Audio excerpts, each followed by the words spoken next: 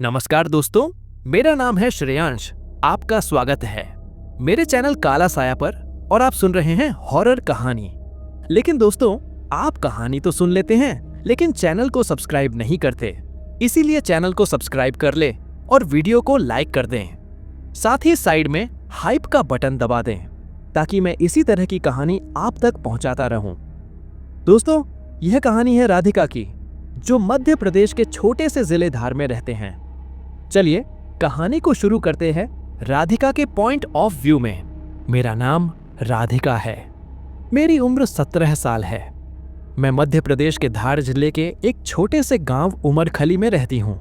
हमारा घर मिट्टी और ईंट से बना पुराना मकान है, जिसके चारों तरफ सरसों के खेत फैले हुए हैं। गांव के ठीक बाहर कच्ची सड़क के मोड़ पर एक बहुत पुराना पीपल का पेड़ है। गांव वाले कहते हैं कि यह पेड़ 100 साल से भी ज्यादा पुराना है और इसके नीचे कभी कोई नहीं रुकता। लोग कहते हैं वहां एक प्रेत रहता है। बच्चे शाम ढलते ही उस रास्ते से गुजरने से डरते हैं। बचपन से ही मुझे उस पेड़ से अजीब डर लगता था। जब भी मैं उसके पास से गुजरती, मुझे लगता कोई अदृश्य आंखें मुझे घूर रही हैं। हवा वहां और जगहों से ज्यादा ठंडी लगती, जैसे किसी ने सांस रोक रखी हो। एक बार जब मैं 14 साल की थी, मैं अपनी सहेली के साथ खेतों से लौट रही थी। जैसे ही हम उस पेड़ के पास से गुजरे, अचानक तेज हवा चली और पत्तों की सरसराहट में मुझे साफ आवाज सुनाई दी, राधिका। मैंने सहेली का हाथ कसकर पकड़ा और बिना पीछे देखे दौड़ पड़ी। सहेली को कुछ सुनाई नहीं दिया था। वह बोली, तू बेवजह डरती है, यह सब तेरा मन है। लेकिन मुझे यकीन था किसी ने मेरा नाम लिया था। उस दिन के बाद से जब भी मैं उस पेड़ के पास जाती, मुझे महसूस होता कि वहां कोई है, कोई अदृश्य ताकत जो मुझे देख रही है। अब जब मेरी उम्र 17 हुई, वही ताकत मेरे घर तक आने लगी। रात को मुझे अक्सर लगता कोई मेरे कमरे में है। नींद के बीच मुझे दबाव महसूस होता, जैसे कोई अदृश्य साया मेरे ऊपर बैठ गया हो। कभी आईने में झलकती परछाई बदल जाती, कभी अलमारी अपने आप खट से बंद हो जाती। माँ कहती, बेटी तू बहुत थक जाती है, इसीलिए सपना देखती है। लेकिन मैं जानती थी यह सपना नहीं था, ये वही पीपल का प्रेत था जो अब मेरे पीछे लग गया था। अगली रात मुझे ऐसा लगा कि रातें अब और लंबी लगने लगी हैं। पहले मैं सोचती थी कि दिन में जो कुछ हुआ वो शाम के डर का असर है, पर जब वही चीज दिन रात में बार बार दोहराने लगी, तब समझ आई कि अब यह मेरे साथ है। घर हमारा पुराना है, पता वही है जिसे लोग गांव वालों से पूछते हैं। उमरखली, मोहल्ला चौपाटी, मकान नंबर 12, कच्ची देख की छत, पिछली ओर एक छोटा आंगन जहां गर्मियों में कपड़े सूखते थे। माँ रोज कहती, इतने झंझट किस बात के। पिता चुप रहते।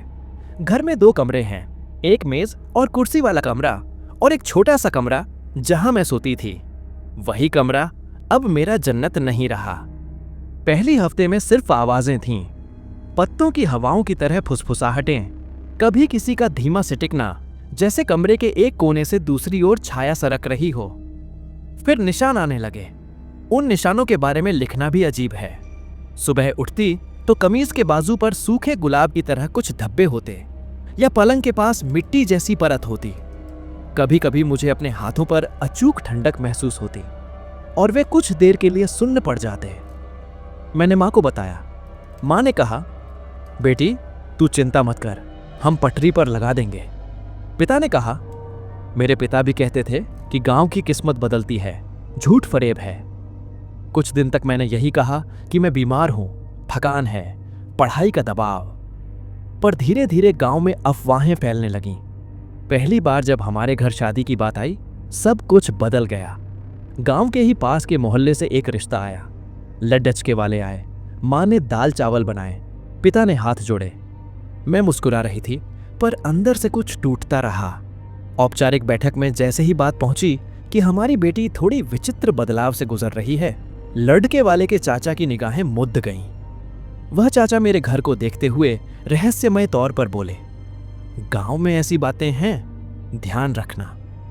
लड़के वाले ने जवाब दिया, हम नहीं चाहते किसी तरह का झंझट।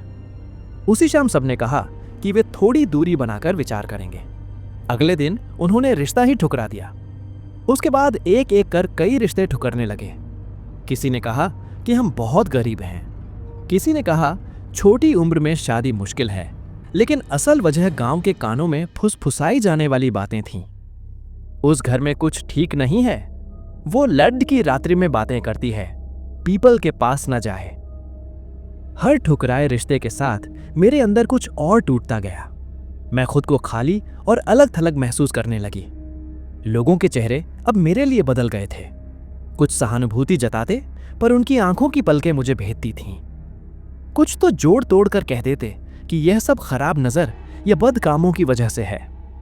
कॉलेज में भी बातें चलने लगीं। सहेलियां पहले की तरह नहीं रहीं। मुझे देखकर उनकी बातें बीच में रुक जातीं। इकट्ठा होने वाली ये सारी बातें घर पर तनाव बढ़ाने लगीं। मां डरी सी रहने लगी थी। पिता देर रात तक वापस आने लगे। एक रात में एक बार फिर जाग उठी। कमरे में भारीपन था, वायुमंडल देंधा सा।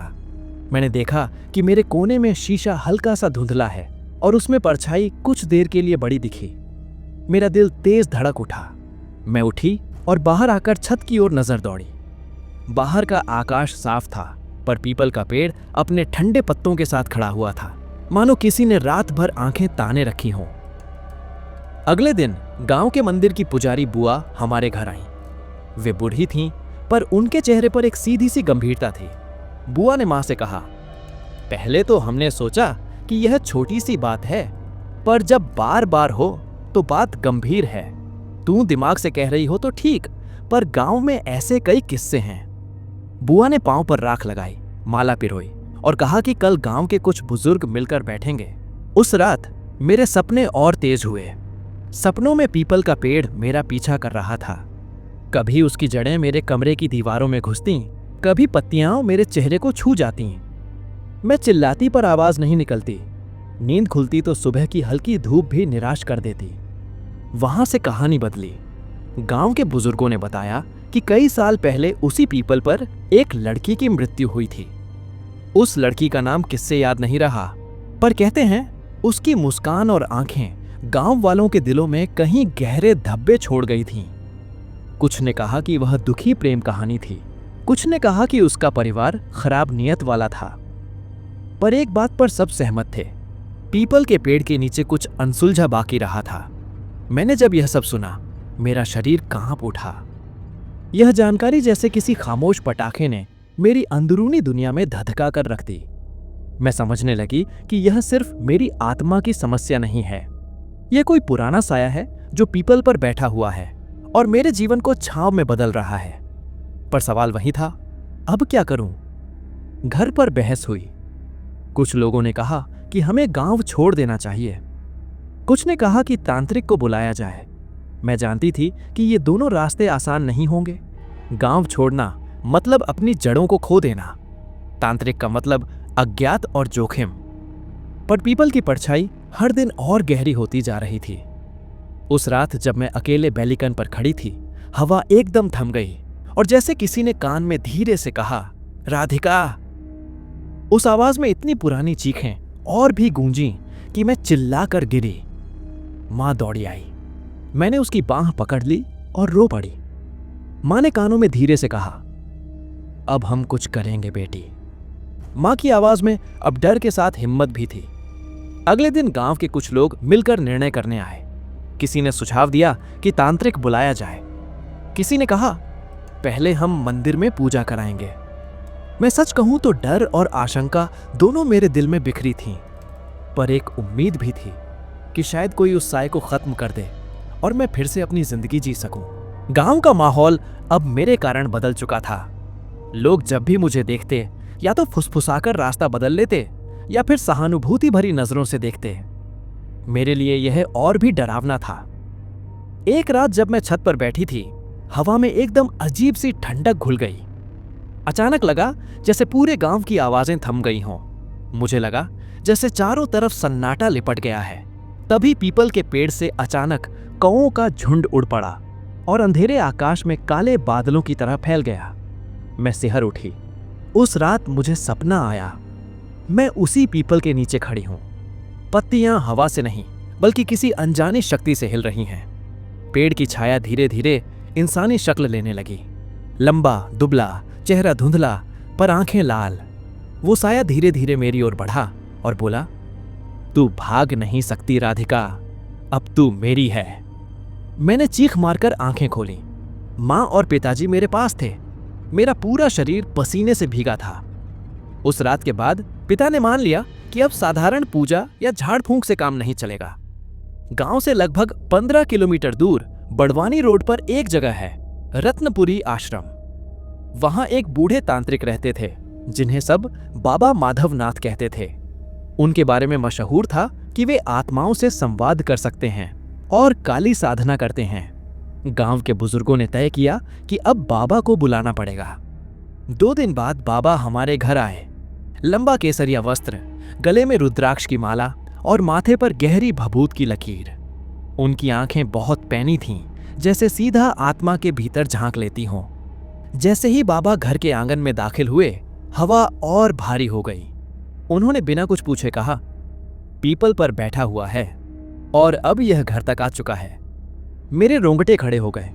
मैं कांपते हुए बाबा को देख रही थी।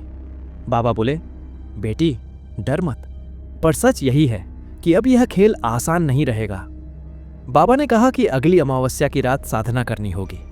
तब तक हर दिन मुझे गले में नीम की माला पहननी थी और रात को अपने कमरे के दरवाजे पर गंगा जल छिड़कना था। अमावस्या की रात आई। आंगन में चौक बनाया गया। चारों ओर सरसों के तेल के दिए जलाए गए। बाबा ने मुझे बीच में बैठाया। मंत्रों का जाप शुरू हुआ। हवा अचानक तेज हो गई, जैसे कोई गुस्से में सरसराता हुआ आ रहा हो। मंत्रों की आवाज के बीच अचानक मुझे लगा कोई मेरे बाल खींच रहा है। मैंने चीखने की कोशिश की, पर आवाज गले में अटक गई। मेरी आंखों के सामने अंधेरा छाने लगा। तभी बाबा ने जोर से शंख बजाया। उस आवाज से पूरा शरीर कांप उठा। मैंने महसूस किया जैसे कोई भारी बोझ धीरे धीरे हट रहा हो, पर साथ ही मेरे कान में फिर वही फुसफुसाहट आई, मैं फिर आऊंगा राधिका। भले ही बाबा की साधना से थोड़ी राहत मिली, लेकिन गांव वालों की बातें थमने का नाम नहीं ले रही थीं। लड़के वालों की एक एक करके सारी बातें टूट चुकी थीं। अब लोग खुलकर कहने लगे, इसकी शादी यहां नहीं होगी, कोई अपना बेटा इस घर में नहीं देगा। पिता की चिंता और बढ़ गई। मां की आंखें हर वक्त नम रहती। उसी बीच गांव के सरपंच ने आकर कहा, एक रिश्ता है, आदमी थोड़ा बड़ा है उम्र में, पर अच्छा घर है, पैसा है, शादी हो जाए तो लड़की की जिंदगी संभल जाएगी। मेरे पैरों तले जमीन खिसक गई। मुझे लगा जैसे मेरी किस्मत पहले प्रेत ने बांध दी थी और अब समाज बाकी बची आजादी छीन रहा है। भले ही बाबा ने साधना की थी, लेकिन पीपल का साया पूरी तरह से गया नहीं था। कभी कभी रात को खिड़की पर दस्तक सुनाई देती, कभी आईने में अजनबी परछाई दिखती।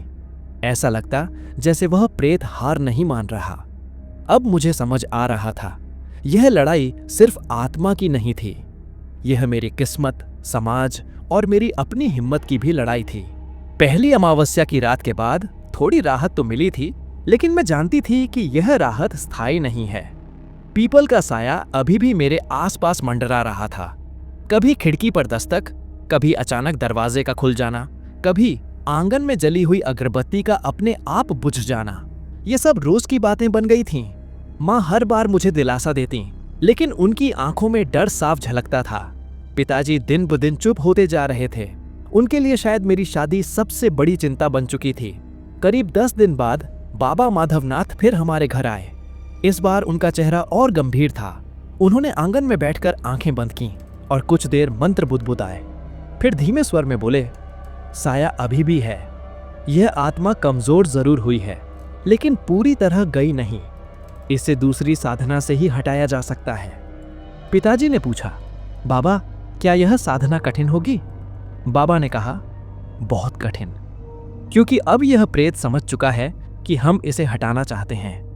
अब यह और गुस्से में आएगा। मेरे भीतर का डर और बढ़ गया। बाबा ने कहा कि अगली बार पूर्णिमा की रात साधना होगी। उन्होंने हमें निर्देश दिए, आंगन में मिट्टी का बड़ा चौक बने, चारों ओर नींबू और लाल धागा बांधकर सीमा खींची जाए। घर के सभी लोग चौक के बाहर रहें, सिर्फ मैं और बाबा भीतर होंगे। साधना आधी रात को शुरू होगी और सुबह सूरज निकलने से पहले खत्म करनी होगी।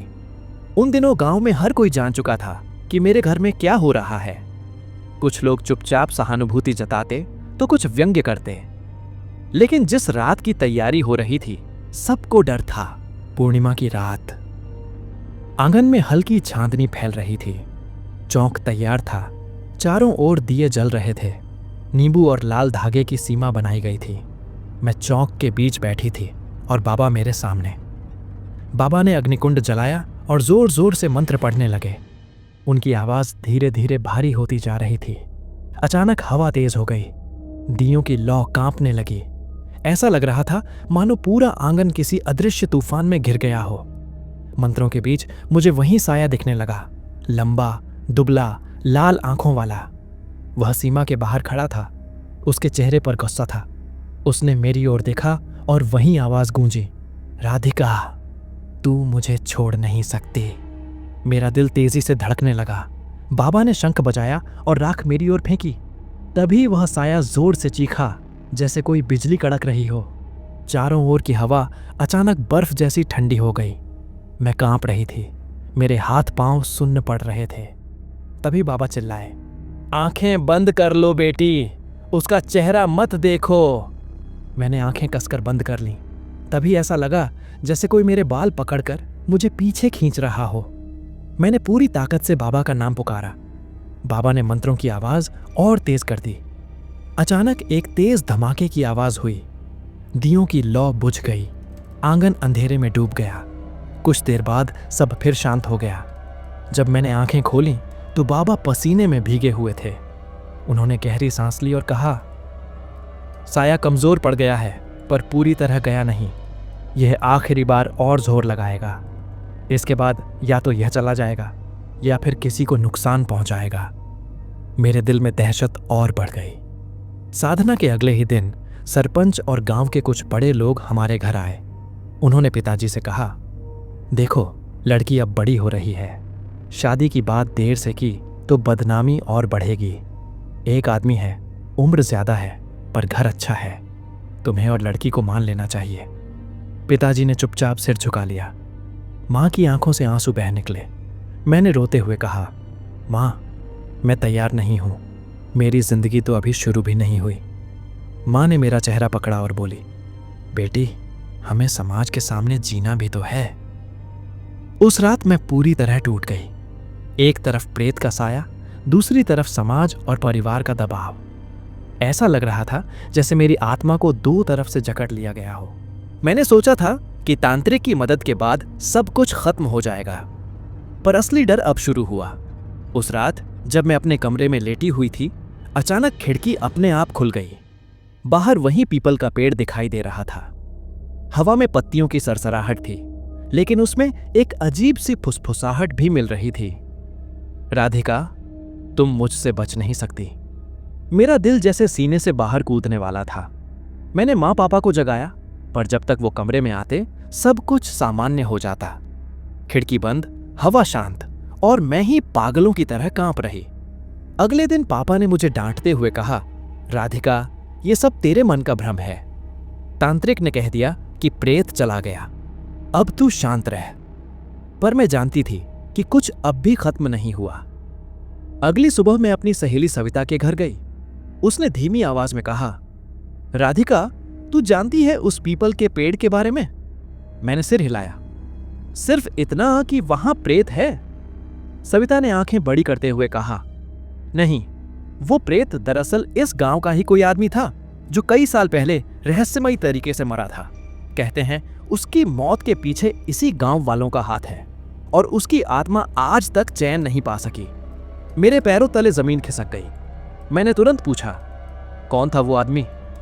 सविता ने फुसफुसाते हुए नाम लिया, श्यामलाल। मुझे याद आया, दादी अक्सर उस नाम का जिक्र करती थीं, पर उन्होंने हमेशा बात को टाल दिया था। उस रात तांत्रिक अचानक हमारे घर आया। उसके चेहरे पर चिंता साफ झलक रही थी। उसने कहा, राधिका, मैंने जिस प्रेत को बांधा था वो पूरी तरह खत्म नहीं हुआ। उसकी आत्मा बहुत शक्तिशाली है। अगर उसका नाम लिया गया है तो समझ लो उसने तुझे फिर से पहचान लिया है। मैंने घबराते हुए पूछा, तो अब मैं क्या करूं? तांत्रिक ने गहरी सांस लेते हुए कहा, तुझे उसकी मौत का सच जानना होगा। जब तक तू ये नहीं समझेगी कि उसका वजूद क्यों अटका है, तब तक वो तुझे पीछा करता रहेगा। उसके बाद से गांव में अजीब घटनाएं होने लगीं। कुएं में अचानक खून जैसी लाल पानी दिखाई देना, आधी रात को मंदिर की घंटियां अपने आप बजना, और सबसे डरावना, मेरे कमरे की दीवार पर हर सुबह कोयले से लिखा हुआ एक ही वाक्य मिलता, राधिका, मेरी अधूरी कहानी पूरी कर। अब यह सिर्फ डर नहीं था, ये एक रहस्य था जिसे सुलझाए बिना मैं चैन से जी ही नहीं सकती थी। उस रात मैं नींद में डूबी थी, पर अचानक मुझे ऐसा लगा मानो कोई मुझे देख रहा हो। आंख खुली तो देखा दीवार पर किसी ने खून से लिखा था, श्यामलाल की मौत का राज तू जानेगी, पर जानकर जिंदा नहीं रहेगी। मैं चिल्लाई, माँ पापा दौड़े आए, लेकिन जब उन्होंने दीवार देखी तो वहां कुछ भी नहीं था, बस मेरी चीखें गूंज रही थीं। अगले दिन मैंने हिम्मत करके गांव के सबसे बुजुर्ग व्यक्ति रामदयाल बाबा से मिलने का फैसला किया। मैंने धीरे से पूछा, बाबा, श्यामलाल कौन था? बाबा का चेहरा एकदम सफेद पड़ गया। उनकी आंखों में डर साफ झलक रहा था। बेटी, वो नाम मत ले, उसका जिक्र करना अशुभ है। मैंने हाथ जोड़कर कहा, बाबा प्लीज सच बताएं, उसकी आत्मा मुझे चैन से जीने नहीं दे रही। बाबा ने कांपती आवाज में कहा, श्यामलाल कोई साधारण आदमी नहीं था, वो गांव का जमींदार था। उसकी नजर हमेशा जवान लड़कियों पर रहती। एक दिन गांव वालों ने तंग आकर उसके खिलाफ विद्रोह किया, पर उसके साथ जो हुआ वो किसी को मालूम नहीं। बस इतना पता है कि वो पीपल के पेड़ पर लटका मिला था, और तब से उसकी आत्मा वहीं बंध गई। मेरे रोंगटे खड़े हो गए। मैं उसी शाम तांत्रिक से मिलने पहुंची। उसने मेरी आंखों में देखते हुए कहा, राधिका, तू जितना सच के करीब जा रही है, उतना ही वो प्रेत तुझसे बंधता जा रहा है। अगर तूने उसके राज खोल दिए तो वो तुझे छोड़ने की बजाय तुझ में समा जाएगा। मैं कांपते हुए बोली, तो क्या मुझे चुप रहना चाहिए? तांत्रिक ने सिर झुका लिया। कभी कभी चुप रहना ही जिंदा रहने की कीमत होती है। उसी रात मेरे हाथ पर अचानक नीले निशान उभर आए, जैसे किसी ने कसकर पकड़ लिया हो। मैंने डरकर हाथ छुपाया, पर हर सुबह ये निशान और गहरे होते गए। फिर एक दिन मुझे अपने तकिए के नीचे एक पुरानी चिट्ठी मिली। उस पर लिखा था, राधिका, मैं श्यामलाल हूं। मेरी मौत का सच तेरे घर वालों से जुड़ा है। तू जितनी दूर भागेगी उतना ही पास आऊंगा। मेरी सांसें थम गईं। क्या सच में मेरे परिवार का हाथ उसकी मौत में था? मैंने मां से सीधे पूछा, मां, क्या आपको श्यामलाल के बारे में कुछ पता है? मां ने मेरी तरफ देखा, आंखें भर आईं, लेकिन उन्होंने कुछ नहीं कहा। बस यही बोली, ये सवाल मत पूछ राधिका, कुछ बातें अनकही रहनी चाहिए। मां की खामोशी ने मेरे शक को और गहरा कर दिया। अब सवाल यह था, क्या श्यामलाल की आत्मा सच में निर्दोष थी और गांव वालों ने मिलकर उसे मारा, या फिर वो इतना खतरनाक था कि उसके गुनाह छुपाने के लिए ही सबने मिलकर उसे खत्म किया? और सबसे बड़ा डर, मेरे अपने ही परिवार का क्या रिश्ता है उसकी मौत से। मेरी जिंदगी अब सच्चाई और मौत के बीच फंस चुकी थी। इन्हीं सब सवालों को सोचते हुए मैं रात के करीब 11 बजे थे। पूरे घर में सन्नाटा था। मैं करवटें बदल रही थी कि अचानक दरवाजे के पीछे धीमी फुसफुसाहट सुनाई दी, राधिका, तेरे अपने ही तुझसे सच छुपा रहे हैं। मैंने झटके से दरवाजा खोला। बाहर कोई नहीं था, पर फर्श पर किसी ने कोयले से लिखा था, सच जानना है तो अटारी में जा। अगली सुबह मैंने हिम्मत करके घर की पुरानी अटारी खोली। वहां धूल, जाले और पुरानी संदूकें थीं। एक संदूक में मुझे एक पुरानी डायरी मिली।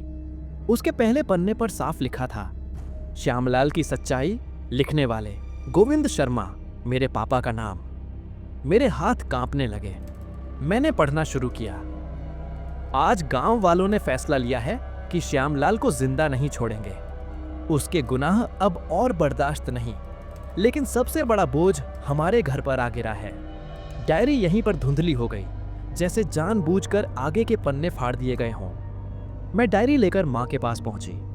उन्होंने मुझे देखते ही घबराकर कहा, यह कहां मिली? राधिका, तुझे यह सब नहीं पढ़ना चाहिए था। मैंने जिद की, मां, पापा ने क्यों लिखा था कि बोझ हमारे घर पर है। क्या हमारा परिवार श्यामलाल की मौत में शामिल था? माँ की आंखों में आंसू आ गए। वो कुछ कहने ही वाली थीं कि अचानक कांच का गिलास अपने आप फर्श पर गिरकर टूट गया और उसी टूटी आवाज के बीच वही फुसफुसाहट गूंजी, किसी को सच मत बताना वरना मैं सबको ले जाऊंगा। मैं उसी रात तांत्रिक के पास पहुंची। उसने मेरी ओर देखते ही कहा, तूने अटारी की डायरी पढ़ ली? मैंने हाँ में सिर हिलाया। वो बोला, तो अब बचना मुश्किल है। श्यामलाल की आत्मा को तेरे घर से ही सबसे बड़ा धोखा मिला था। वो अब बदला लेने आया है और तू उसके निशाने पर इसलिए है क्योंकि तेरे खून में वही रिश्ता बह रहा है। मेरे रोंगटे खड़े हो गए। उस रात मैंने पापा को अपने कमरे के बाहर खड़ा देखा। वो मुझे देख रहे थे पर उनकी आंखें खाली थीं, जैसे किसी और के वश में हों। उन्होंने धीमी आवाज में कहा, राधिका, मत खोद सच को, वरना हमारा परिवार टूट जाएगा। और फिर अचानक उन्होंने दरवाजा बंद किया और चले गए। अब मेरी हालत ऐसी थी कि अगर सच जानूं तो शायद मेरी जान खतरे में हो। अगर चुप रहूं तो प्रेत मुझे चैन से जीने नहीं देगा।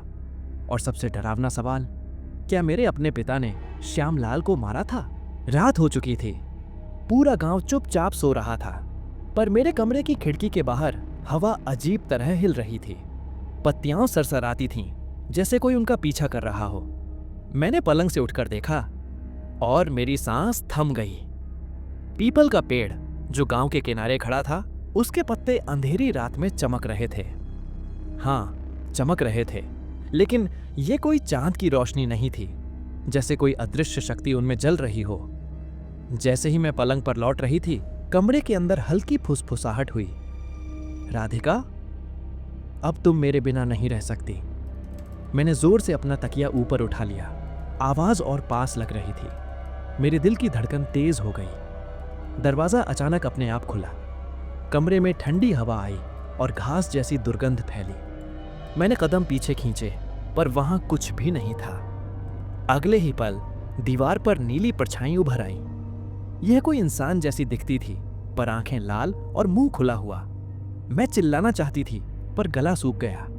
परछाई धीरे धीरे मेरे पास आई। उसके पीछे का अंधेरा इतना गहरा था कि पूरा कमरा जैसे उसकी पकड़ में आ गया हो। अगली सुबह गांव के लोग कुछ अजीब तरीके से मुझे देखने लगे। कुछ लोग बस दूर से निगाह डालते, कुछ मेरे पास आकर फुसफुसाते, वो लड़की पीपल के पेड़ से जूझ रही है। मैंने महसूस किया कि अब यह सिर्फ मेरी लड़ाई नहीं थी। पूरे गांव की नजर मेरी हर हलचल पर थी। तांत्रिक बाबा ने कहा, राधिका, अब साया और भी चालाक हो गया है। तुम्हें हर रोज सावधानी रखनी होगी। अगर उसका खेल पकड़ में आया तो अगली बार साधना और भी कठिन होगी। मैंने पूछा, लेकिन बाबा, क्या यह सच में खत्म होगा? बाबा ने गंभीर स्वर में कहा, बेटी, साया हमेशा रहेगा, लेकिन जो तुम्हारी हिम्मत है वही इसे बांध सकती है। उस रात मैंने नींद में देखा कि किसी ने कमरे की दीवार पर फिर वही कोयले से लिखा हुआ वाक्य लिखा, सच जानने का समय आ गया है, पर डर का सामना करने के लिए तैयार हो। मेरे शरीर में ठंडी हवा दौड़ गई। अब मुझे पता था कि रहस्य न केवल प्रेत का है, बल्कि मेरे अपने परिवार से भी जुड़ा हुआ है। पिछली रात की नीली परछाई और फुसफुसाहटों ने मेरी नींद उड़ा दी थी। सुबह उठते ही मैंने डायरी फिर से हाथ में ली। अब डर और जिज्ञासा दोनों मेरे दिल में थे। मैंने ध्यान से पढ़ना शुरू किया। श्यामलाल की मौत और हमारा परिवार। पन्ने में लिखा था कि श्यामलाल वास्तव में सिर्फ जमींदार नहीं था। वह गांव में कई वर्षों तक गुप्त काले काम करता रहा। उसने कई परिवारों को ब्लैकमेल किया, कई लड़कियों के साथ गलत संबंध बनाए। जिसने भी विरोध किया उसके खिलाफ झूठे आरोप बनाए। और सबसे बड़ा रहस्य, हमने उसे पीपल के पेड़ पर फंसाया। गांव वालों ने मिलकर उसकी मौत कर दी। मुझे और मां को डर था कि इसका बदला गांव या परिवार पर पड़ सकता है, इसलिए हमने इसे साया और अशक्त प्रेत बनाने का तांत्रिक प्रयोग करवाया। पर अब लगता है कि आत्मा हमारी हद पार कर रही है। मेरे पैरों तले जमीन खिसक गई। जैसे ही मैंने यह पढ़ा, कमरे की हवा अचानक ठंडी हो गई। खिड़की अपने आप खुल गई और वही लाल आंखों वाली परछाई कमरे में आई। उसने धीरे से कहा, अब मैं जानता हूं, तुम्हारे पिता ने मुझे धोखा दिया। मैं चिल्ला पड़ी, तुम मुझे क्यों डराते हो? मैं तुम्हारा दुश्मन नहीं हूं। पर प्रेत ने धीरे धीरे कहा, मैं अभी खत्म नहीं हुआ और अब तुम भी इसके हिस्से हो। तांत्रिक बाबा ने मुझे जल्दी बुलाया। उन्होंने कहा, राधिका, अब तुझे समझना होगा कि यह लड़ाई सिर्फ प्रेत के साथ नहीं है, यह तुम्हारे परिवार के साथ भी है। पिता ने उसे मारा, लेकिन आत्मा ने उसे छोड़ने का नाम नहीं लिया। यही कारण है कि तुम्हारा पीछा कभी खत्म नहीं होता। मैंने पूछा, तो क्या मैं कभी भी सुरक्षित रह पाऊंगी?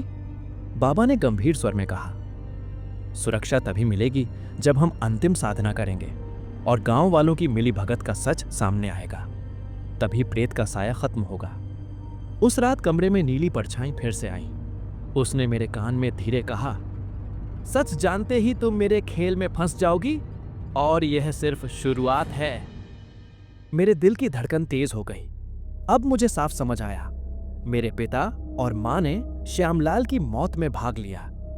प्रेत का साया अब परिवार और मेरे जीवन दोनों पर हावी था और अंतिम साधना तक डर और रहस्य बढ़ता रहेगा। पूर्णिमा की रात फिर आ गई। यह वही रात थी जिसे बाबा ने अंतिम साधना के लिए चुना था। अब मैं जानती थी कि यह रात मेरी और प्रेत की लड़ाई का निर्णायक समय होगी। आंगन में मिट्टी का चौक बनाया गया, चारों ओर लाल धागा और नींबू की सीमा बनाई गई। दिए जले और बाबा ने अपने हाथ में रुद्राक्ष की माला और काले तेल का कुंड रखा। बाबा ने गंभीर स्वर में कहा, राधिका, अब तुम्हें पूरी ताकत और हिम्मत दिखानी होगी। इस साधना में प्रेत को या तो खत्म करना होगा या वो तुम्हें हमेशा के लिए अपने साए में जकड़ देगा। मेरे हाथ कांप रहे थे, पर भीतर से मुझे शक्ति महसूस हुई। जैसे ही साधना शुरू हुई, हवा अचानक ठंडी हो गई। आंगन में अचानक अजीब अंधेरा फैल गया। मैंने देखा, पीपल का साया बाहर से भीतर आ गया। उसकी लाल आंखें जैसे आग जल रही हों। उसने धीरे से फुसफुसाया, राधिका, अब तुम मेरी हो। मैंने खुद को चौक में स्थिर रखा और बाबा की आवाज सुनते हुए मंत्रों के साथ तालमेल बनाने की कोशिश की। अचानक मेरी आंखों के सामने गांव के कुछ लोग जो इस मौत में शामिल थे, आंगन के बाहर खड़े हुए। वे डर के मारे कांप रहे थे। बाबा ने मुझे बताया, ये वही लोग हैं जिन्होंने श्यामलाल की मौत में भाग लिया। अब उनका डर प्रेत को मजबूत कर रहा है। प्रेत ने जोर से चीखा और चारों ओर हवाएं उठ गईं। दियों की लौ बड़बड़ाने लगी। तभी पिता मेरे पास आए। उन्होंने कांपती आवाज में कहा, राधिका, मैं अब इसका सामना कर रहा हूं। मैंने जो किया उसके लिए क्षमा मांगता हूं। मैंने आंखें नम की, पर डर और गुस्सा दोनों साथ थे। प्रेत ने जोर से हंसते हुए कहा, तुम सब ने मुझे धोखा दिया और अब तुम्हें भुगतना होगा। बाबा ने मंत्र और तेज कर दिए। उन्होंने अपने हाथों में तेल के कुंड से जल उठी लौ को मेरे चारों ओर घुमाया। मैंने महसूस किया जैसे प्रेत का शरीर बंध रहा हो। एक जोरदार धमाके के साथ प्रेत चीखा और अचानक सब कुछ शांत हो गया। नीली परछाई गायब हो गई। हवा ठंडी और स्थिर हो गई। बाबा ने कहा, अब प्रेत बंध गया है, लेकिन याद रखना, गांव वालों का डर और अपराध हमेशा इसका निशान छोड़ेंगे। बाबा ने धीरे से बताया, पिता और मां ने श्यामलाल की मौत में भाग लिया था। प्रेत उनकी गलती और छल का प्रतीक बन गया, लेकिन अंतिम साधना से उसकी आत्मा अब शांति में चली गई। मैंने महसूस किया, डर अब खत्म हुआ, लेकिन साया, परिवार का राज और गांव की परछाई हमेशा मेरी यादों में रहेगी। अंतिम साधना के बाद आंगन में शांति छा गई थी। हवा अब स्थिर थी और पीपल के पेड़ की छाया में पहले जैसी डरावनी लाल आंखें नहीं थीं, लेकिन मेरे भीतर एक अजीब सा खालीपन और बेचैनी बनी रही। माँ पापा अब मुझसे ज्यादा ईमानदारी से पेश आने लगे। उन्होंने स्वीकार किया कि उन्होंने श्यामलाल की मौत में भूमिका निभाई थी। अब उनके चेहरे पर पछतावा साफ झलकता था। पिता ने धीरे से कहा, राधिका, अब तू सुरक्षित है। हमने जो किया उसका बोझ अब तुझे नहीं उठाना है। मां ने मेरा हाथ थामा और बोली, हम हमेशा तुझसे छुपे सच के डर में जी रहे थे। अब बस खुद को और तुझे बचाने का समय है। गांव के लोग भी धीरे धीरे बदलने लगे। अब वे मुझे सहानुभूति और इज्जत से देखने लगे, लेकिन कभी कभी शाम के समय मैं पीपल के पेड़ की ओर देखती और फिर वही हल्की फुसफुसाहट सुनाई देती, जैसे कोई मेरी ओर देख रहा हो। मुझे समझ आ गया कि प्रेत की आत्मा तो शांति में चली गई, पर उसका खेल और डर मेरे जीवन की यादों में हमेशा रहेगा। अक्सर मैं अपने कमरे की दीवार पर नीले निशान देखती, जो कभी कभी रात में उभर आते। बाबा ने कहा था कि ये निशान उस प्रेत की आखिरी शक्ति के स्मरण हैं। ये निशान मुझे याद दिलाते कि डर और रहस्य कभी पूरी तरह खत्म नहीं होते। फिर भी मैं धीरे धीरे सामान्य जीवन में लौटने लगी। स्कूल जाना, दोस्तों से मिलना, परिवार के साथ समय बिताना, सब सामान्य होने लगा। लेकिन मेरे भीतर एक चीज हमेशा जिंदा रही, साया, रहस्य और डर का एहसास।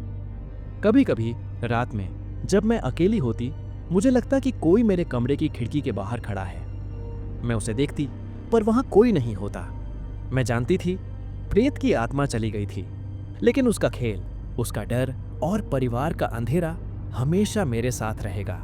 राधिका की कहानी यहीं समाप्त होती है। लेकिन क्या सच में यह खत्म हो गई है?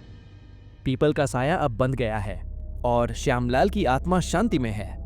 फिर भी गांव की परछाई और परिवार के अंधेरे राज की यादें राधिका के साथ हमेशा रहेंगी।